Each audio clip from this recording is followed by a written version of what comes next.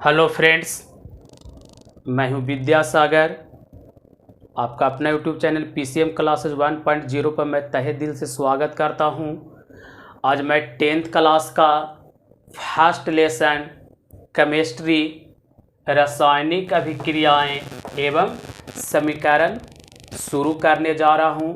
यदि इस चैनल पर आप नए हैं तो इस चैनल को सब्सक्राइब कीजिए और बेल आइकन को प्रेस कर लें कि यदि मैं कोई भी वीडियो डालूं तो आपके पास नोटिफिकेशन के माध्यम से आपके पास पहले पहुंचे। तो देखिए, वीडियो को मैं शुरू करता हूं। आज सबसे पहले है रासायनिक अभिक्रिया, जिसे इंग्लिश में बोलते हैं केमिकल रिएक्शन। रासायनिक अभिक्रिया क्या होती है, पहले आप इसे देखिए गौर से कि जब कोई पदार्थ, कोई भी पदार्थ हो, या तो वह सिंगल हो या एक से ज़्यादा हो, यानी जब कोई सिंगल या डबल पदार्थ, यानी दो या दो से अधिक पदार्थ या अकेले पदार्थ किसी अन्य पदार्थ से क्रिया करती है, क्रिया करके विभिन्न गुण वाले जो प्रोडक्ट में जो भी बनता है, जो नया पदार्थ बनेगा, उसका गुण आपका बिल्कुल पहले वाले कंपाउंड से आपका अलग होता है।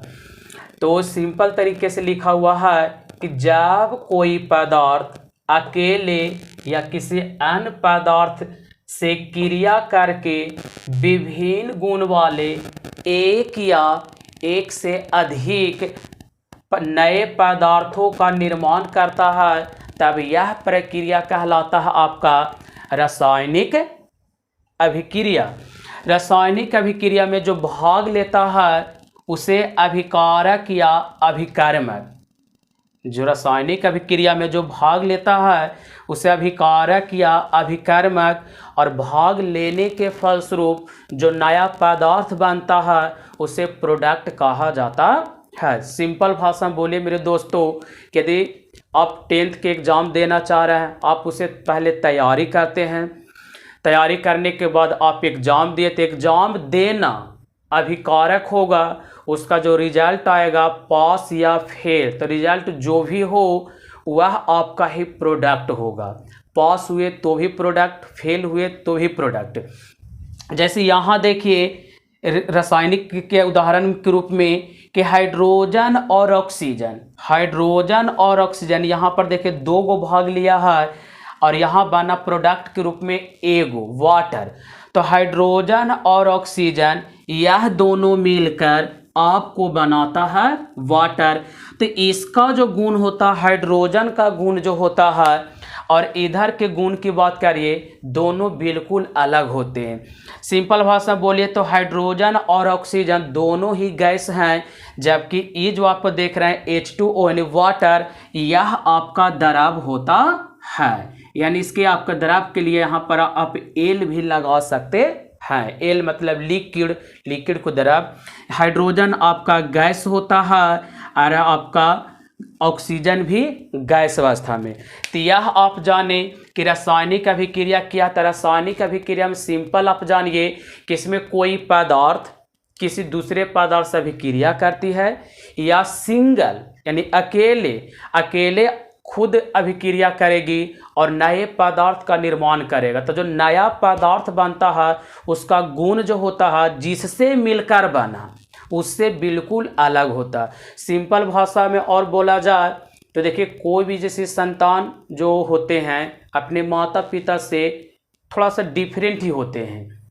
तो यहाँ भी वही चीज़ है कि आपका H2+O2 तो वाटर। अब देखिए इस सिंगल वाला यदि आप चाहते हैं उदाहरण, देखिए इसे मिटा देते हैं। देखिए सेकेंड उदाहरण की बात करिए,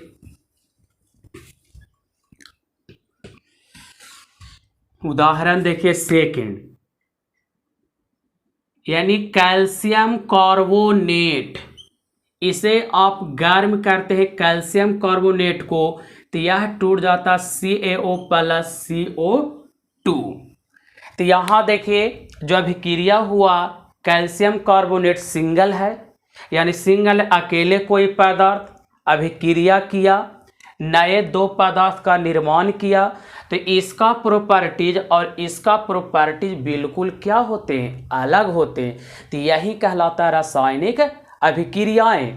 कैसे पता करें कि रासायनिक अभिक्रिया हुआ या नहीं हुआ? तो रासायनिक अभिक्रिया का भी गुण होता है यानी विशेषता। तो अगला टॉपिक यही होगा, रासायनिक अभिक्रिया या रासायनिक अभिक्रियाएं का गुण, यानी आप गुण को विशेषताएं आपको लिखना है। रासायनिक अभिक्रिया के विशेषताएं। तो रासायनिक अभिक्रिया की जो विशेषता होती है, मतलब इसका अर्थ क्या हो कि कोई भी रिएक्शन होता तो उस रिएक्शन के दौरान क्या क्या चीज़ हम लोगों को देखने के लिए मिल सकता है। सबसे पहला चीज़ आप ध्यान रख सकते हैं, अवस्था परिवर्तन। अवस्था परिवर्तन। अवस्था परिवर्तन के मतलब होता है मेरे दोस्तों कि यदि अभिकारक के रूप में द्रव भाग ले रहा है तो जो प्रोडक्ट बनेगा कोई ज़रूरी नहीं कि द्रव ही होगा। जैसे सिंपल भाषा में बोलिए तो देखिए, हाइड्रोजन यह आपका गैस है, O2 आपका गैस है, और ये दोनों के मिलने से जो प्रोडक्ट तैयार होता है वाटर। वाटर क्या गैस है? नहीं, वाटर आपका द्रव हुआ। तो यही कह रहा कि आपका जो रासायनिक अभिक्रिया होती है तो उसके भौतिक परिवर्तन उसके अवस्था में चेंजिंग देखने के लिए मिलता है, यानी भौतिक परिवर्तन होता है। सेकेंड गुण है मेरे दोस्तों रंग परिवर्तन। रंग परिवर्तन भी देखने के लिए मिलता है।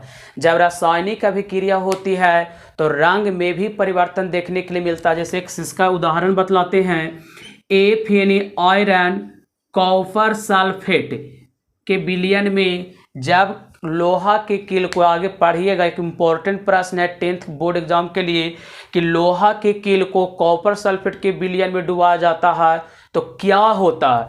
तो लोहा के कील देखिए Fe प्लस कॉपर सल्फेट, तो यह दोनों रिएक्शन करती है तो बनाता है FeSO4 अब प्लस के कॉपर। तो यहाँ देखिए इसका जो कॉपर सल्फेट का जो रंग होता है यहाँ आपका ब्लू, और यह आपका जो रंग इसका रहता है यह रंग में होता है आपका ग्रीन। ये भी आपका बोर्ड एग्जाम का पूछा हुआ क्वेश्चन है कि आयरन सल्फेट का रंग कैसा होता है। याद रखिएगा, आयरन सल्फेट का रंग होता है यानी ग्रीन, यानी हरा। तो यही सेकंड रासायनिक अभिक्रिया के गुण में सेकंड पॉइंट जाने, रंग परिवर्तन। जब प्रोडक्ट तैयार होता है तो रंग परिवर्तन भी देखने के लिए मिल सकता है। तीसरा पॉइंट आप जान सकते हैं, तीसरा पॉइंट होता है ताप में परिवर्तन। ताप में परिवर्तन। जब रासायनिक अभिक्रिया होती है तो ताप में भी परिवर्तन होता है। ताप के परिवर्तन के द्वारा भी रासायनिक अभिक्रिया में कुछ परिवर्तन देखने के लिए मिलती है। जैसे देखिए इसका और भी उदाहरण तो बहुत सारे मेरे दोस्तों। यदि इसका उदाहरण की बात करिए कि H2 प्लस Cl2 यदि डार्क रहता है, अंधेरा, तो बनाता है 2HCl। ठीक है, देखिए लेकिन यह क्रिया जो होती है यह क्रिया आपका स्लो होता है, यानी आपका हाइड्रोजन और क्लोरीन दोनों मिलकर जब अंधेरा रहता है तो उस दौरान जो क्रिया होती है थोड़ा स्लो होती है। और यही चीज़ को H2 प्लस Cl2 टेम्परेचर में कुछ परिवर्तन कर लेते हैं डार्क के दौरान। मालूम होगा मेरे दोस्तों, जब डार्क होता है, रात होती है, तो टेम्परेचर ऑटोमेटिक डाउन हो जाता है क्योंकि सूर्य का प्रकाश ना होने के कारण तापमान कम जाता है। यदि इसी को ताप देते हैं तो ताप में परिवर्तन होने से पुनः ही दोनों सेम ही चीज बनाएगा, लेकिन यही दोनों में अंतर है कि यदि अंधेरा होता है तो दोनों में अभिक्रिया थोड़ा सा स्लो होती है, और वही ताप होता है तो दोनों में अभिक्रिया तेजी से होती है। तो देखने यही आप यहाँ देख रहे होंगे कि रासायनिक अभिक्रिया गुण में जो परिवर्तन क्या क्या चीज देखते हैं, अवस्था परिवर्तन, रंग परिवर्तन और ताप में परिवर्तन। देखिए ताप में कुछ चेंजिंग करते हैं तभी क्रिया जो है जो पहले स्लो हो रही थी वह आपका फास्ट हो गया। जैसे आप एग्जाम की तैयारी करते हैं तो 1 घंटा के बजाय आप 2 घंटा अच्छा से मेहनत करते हैं तो रिजल्ट में जरूर परिवर्तन देखने के लिए मिलेगा। वही 2 घंटा के जगह पर आप 1 घंटा कर लेते हैं अपना ड्यूरेशन, तो हो सकता है आपका जो परसेंटेज है आने का वो आपका डाउन भी हो सकता है। तो यह जाने 3 परिवर्तन, यानी अवस्था परिवर्तन, रंग परिवर्तन और ताप में परिवर्तन। एक और है मेरे दोस्तों, इसमें 4 भौतिक परिवर्तन आप देखें, 4 गो आपको इसमें देखने के लिए मिल सकता है। मुख्य रूप से एक विशेषता में अवस्था परिवर्तन, रंग परिवर्तन, ताप में परिवर्तन। एक और देखिए,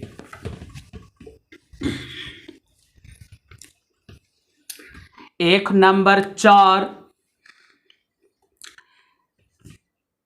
ऊष्मा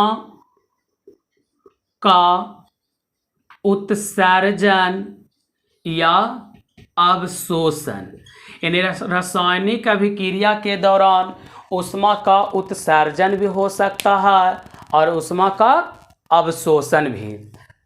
नंबर 5 गैस का मुक्त होना, गैस का मुक्त होना, माने अभिक्रिया होती है तो गैस भी बाहर निकल सकती है। नंबर 6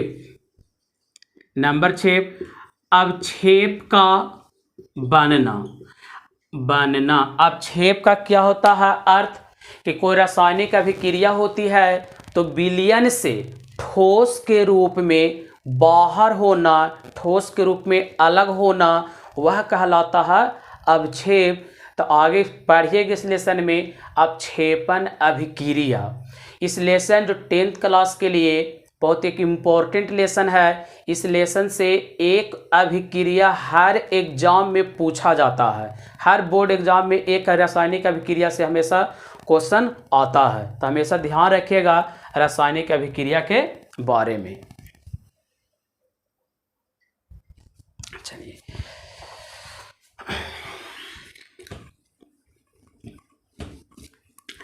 आगे क्वेश्चन की ओर बढ़िए। अगला जो प्रश्न होगा, रासायनिक समीकरण यानी केमिकल इक्वेशन। केमिकल इक्वेशन क्या होता है? केमिकल इक्वेशन क्या है, ध्यान से समझिए।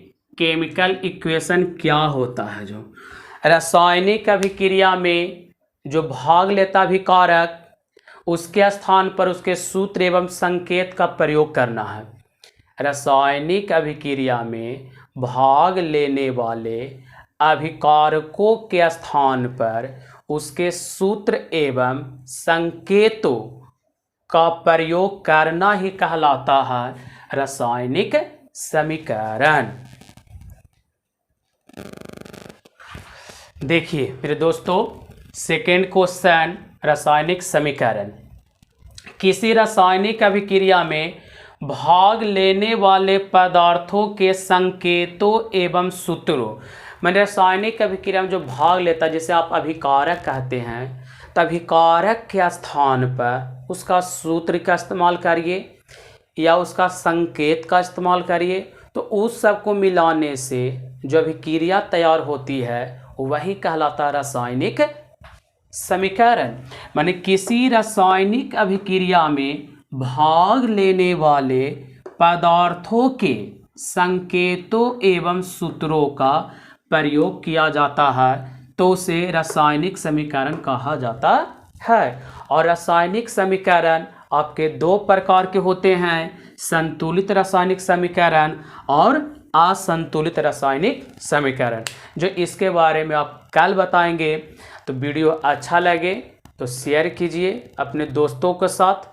यहाँ से हमेशा क्वेश्चन एग्जाम में पूछे जाते हैं और इस चैनल पर आप नए हो तो इस चैनल को ज़रूर सब्सक्राइब कीजिए।